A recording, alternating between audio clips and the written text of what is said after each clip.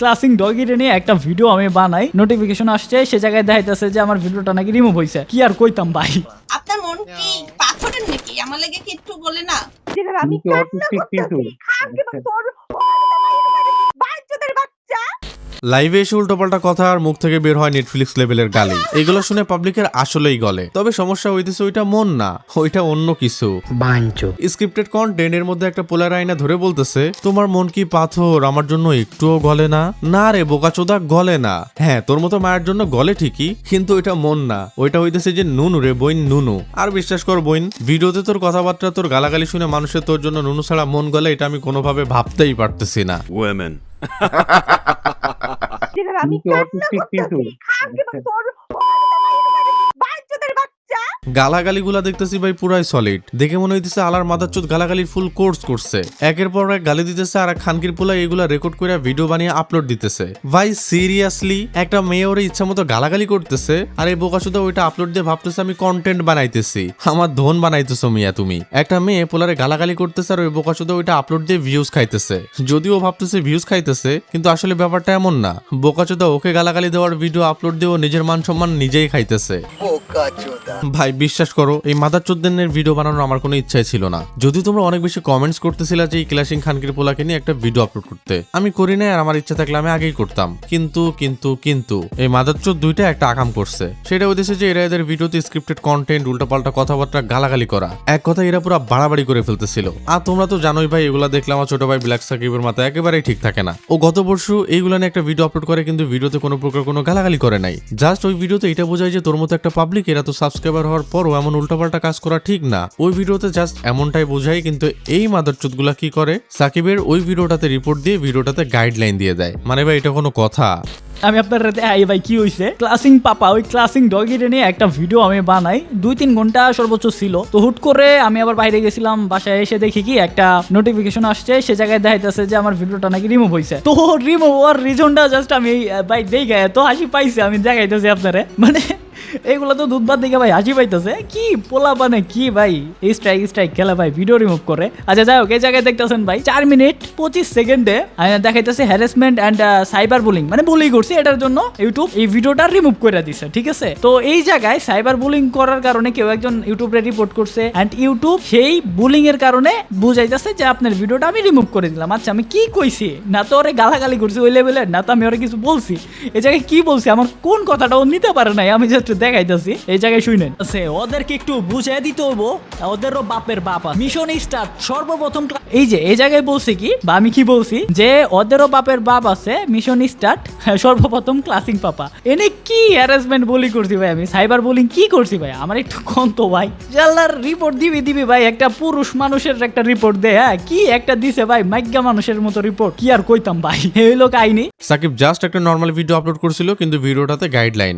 ভাই এইটা শোনার পর আমার মাথা পুরো আওলায় গেছে। আমি চাইছিলাম না এই মাদারচোদদের নিয়ে কোনো প্রকার কোনো ভিডিও আপলোড করতে, কিন্তু এটা শোনার পর ভাই আমি বসে থাকতে পারি নাই। মাদারচোদ তোরা স্ক্রিপ্টেড উল্টাপাল্টা ভিডিও বানাইতেছিস, ভিডিওতে গালাগালি উল্টাপাল্টা কথা বলতেছিস, আবার এটা নিয়ে যখন পোলাপাইন সমালোচনা করে তোকে বুঝিয়ে একটা ভিডিও আপলোড করতেছে, তখন তুই খানকির পোলা ওই ভিডিওতে রিপোর্ট দিয়ে গাইডলাইন দিয়ে দিচ্ছিস। মানে ভাই ক্রিঞ্জ ভিডিও আপলোড করতেছিস, আবার একটু সমালোচনা সহ্য করতে পারতেছিস না, এটা হইলো?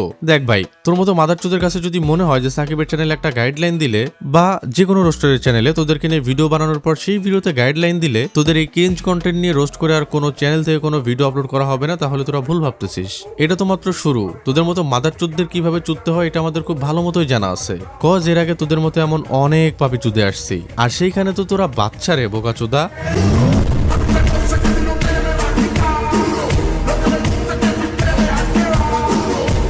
আরেকটা জিনিস তোদের একটু ভালোভাবে বলে দেই, এগিন যদি আমার কোনো ছোট ভাইয়ের চ্যানেলে বা কোনো একটা চ্যানেলে সেম একটা গাইডলাইনের ঘটনা ঘটে, তাহলে একটা জিনিস মাথায় রাখবি, গাইডলাইনের গেমটা কিন্তু দুই দিক থেকেই খেলা যায়। সো যদি গাইডলাইন খেলতে চাস, ওকে ফাইন, আমি খেলবো।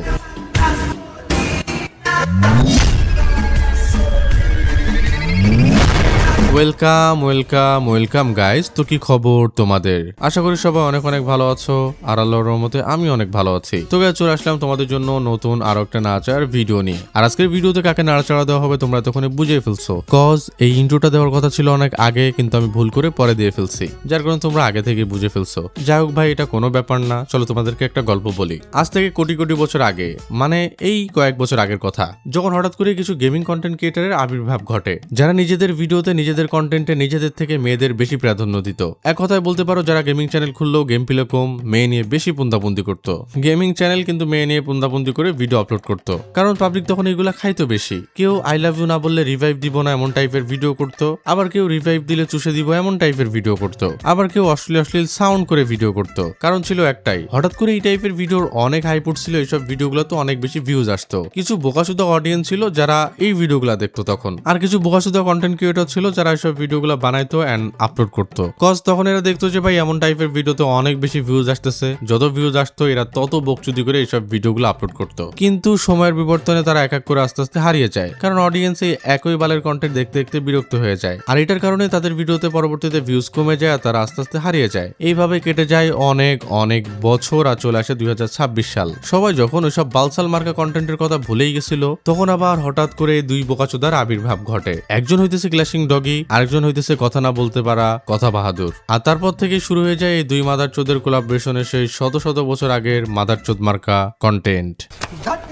আশা করতেছি এই গল্পটা তোমাদের অনেক বেশি ভালো লাগছে। যাই হোক, চলো এবার কাজের কথায় আসি। আজকের ভিডিওটা দেখার পর তোমাদের কাছে মনে হইতে পারে যে আজকের ভিডিওতে তোমাদের সোবান ভাই একটু বেশি গালাগালি করছে। হ্যাঁ ভাই, এটা সত্যি, আজকের ভিডিওতে একটু বেশি গালাগালি করে ফেলতেছি, সেটার কারণ তো তোমাদের বললামই। তোমরা যদি গত 1-2 বছরের মধ্যে খেয়াল করো, তোমরা দেখবা যদিও আমি কম ভিডিও দেই, কিন্তু দেখবা যে ভিডিওগুলো দিই 2021-22-এ যেভাবে গালাগালি করতাম, এই ভিডিওগুলোতে ওইভাবে আমি গালাগালি করি না। কিন্তু আজকের ভিডিওতে যে আমি একটু বেশি বেশি করে ফেলছি, এটা আমি নিজেও বুঝতে পারতেছি। আর এই বেশি বেশি করার কারণ হইতেছে যে সাকিবের চ্যানেলের গাইডলাইন। ভাই, এটা শোনার পর আমার মেজাজ পুরো খারাপ হয়ে গেছে। যে মাদারচোদ, তুই যেখানে উল্টোপাল্টা ভিডিও আপলোড করতেছিস, তাও আবার অ্যাটেনশন পাওয়ার জন্য, সেখানে তোর অ্যাটেনশন দিয়ে রোস্ট করে ভিডিও আপলোড করলে সমস্যাটা কি? তুই রিপোর্ট দিয়ে গাইডলাইন কেন দিবি রে মাদারচোদ? দেখ ভাই, একটা কথা বলি, গাইডলাইনে খেলা খেললে আমরাও খেলতে পারি, কারণ ভাই এই লাইনে অনেক আগে থেকে আসছে আর এই খেলা অনেক খেলে আসছি। সো এগেইন যদি এমন ঘটনা ঘটে, আমি আশা করতেছি যে এই ঘটনাটা ঘটাবে তার সাথে ভালো কিছু হবে না। যাই হোক, দেখা হচ্ছে পরবর্তী ভিডিওতে। আল্লাহ হাফেজ।